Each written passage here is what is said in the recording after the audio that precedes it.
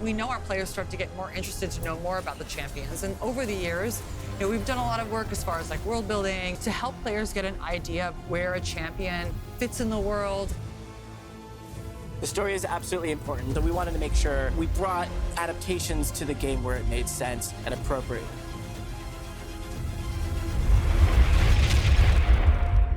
Hi, I'm Laura. I'm head of creative and IP strategy. And for that IP strategy part, that might be a little bit more confusing.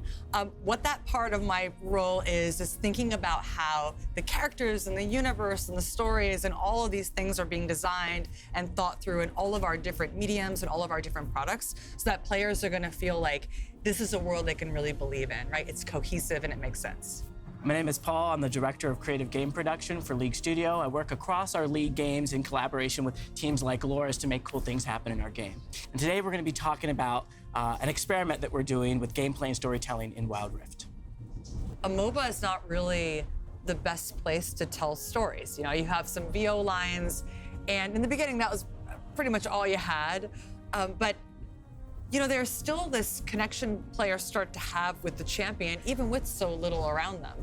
And, we know that players, they love a champion for how it feels to play them. They love the ability, they love the position, whatever that is. But we also know that they like knowing more about the champions that they've come to enjoy playing, and they want to understand more about their personality, what makes them tick, what are they stressed out about. And I do think it's just a human thing. You just start to connect with that character more and more. I mean, I love Orianna. I'm not a great Orianna player. I'm not great at mid lane, but I loved her right from the beginning. It's what drew me in the game. It's like she has almost no story, but I projected a lot of story on her. And speaking from a player perspective, I would love to see more story with her and a greater idea of who she is. And I think it just feels good when you're playing that you know the champion, not just how they feel when you play them, but like more about who they are. A lot of the challenge for Wild Rift players who don't have a lot of history around the League IP is really understanding where does everyone fit in the IP. You kind of have to be a librarian and really go deep to understand the state of the world or where things are for certain characters. So we wanted to find a way to bring them along on the journey without distracting what they normally do in their core gameplay. And that's why we wanted to package these 3 Shadow Isles characters in particular who have relationships with each other and find a way to bridge how they're all being released together in a way that feels natural and cool to players. I hope what players like about it is that we've kind of hit it on several layers. So if you're one who just want to just kind of passively be immersed, there's a lot of things for you that are just more like it's a vibe. But if you really want to go deep with it, you can experience Callista's story, the in-game illustrations, the comic, and just get exposed to it in that way. And just as you obtain a character and play games with that character, you'll get a little more background about why it is as you're playing the game week to week. And if you want to go deeper, you can go back and read the novel. Yeah, exactly. Yeah. And if you've already read the novel, well, then you're kind of seeing it in a different angle because a lot of the stuff we're bringing to the table hasn't necessarily been shown in illustration form. Actually, that's something I love too, that it's like we have this novel, but players are gonna see it now. Because before, I mean, I love reading, right? It's an imagination thing, but it's also really fun to actually have the visuals, and have the audio, and have the full experience. So I think that's gonna be really cool. Callista, spear of the Argent Throne, forswore the life of a princess and vowed to guard her uncle. Again, we have this story, right? We have this ruination story. We have this story about the Ruin King. And we've been realizing it over the years in several different ways, but I think where it really came together so that players could understand like the characters, how they're related in the universe, was in the novel. And so much of this like thematic moment is gonna be drawing inspiration from the novel. But I think the best person to talk about the novel is probably Ant. Thanks, folks. Hi, everybody. I'm Anthony. I'm a senior principal writer here at Riot. I work in the R&D space on the Riot MMO, and I was the author of the book Ruination. So I started at Riot about 10 years ago, and the first project I worked on was a new champion who at the time was under the code name Spectral Legionnaire. This was the character that turned into Callista. So creating a champion is a really collaborative experience. It's coming together between like different disciplines like design, audio, visual art, and writing, and together we create the character of Callista. So understanding how Callista acts and how she feels will inform how she moves in-game, her abilities in-game, how she fights, how she throws her spears, all these kind of things together. And while we'd already worked out the backstory for Callista, just in a loose form, we needed to know a lot more detail when you're going into a big story like a book.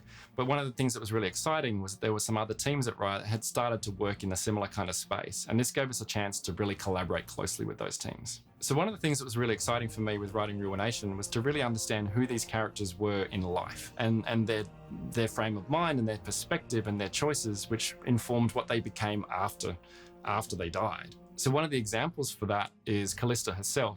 So in life, she was a deeply honorable character, but she was horribly betrayed.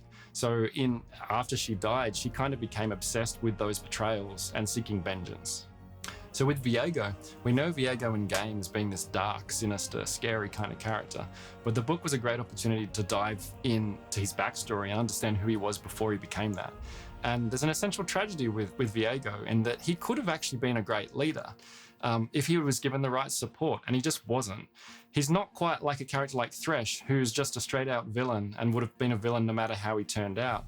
Viego was one who was very much a product of his upbringing. He was very privileged and he was raised as being quite a selfish character. And unfortunately, that's the sort of route that he took. Okay, with that, I'm going to throw it back to you, Paul and Laura. And just to say, I'm really excited to see these characters. I want to play them in Wild Rift. I can't wait.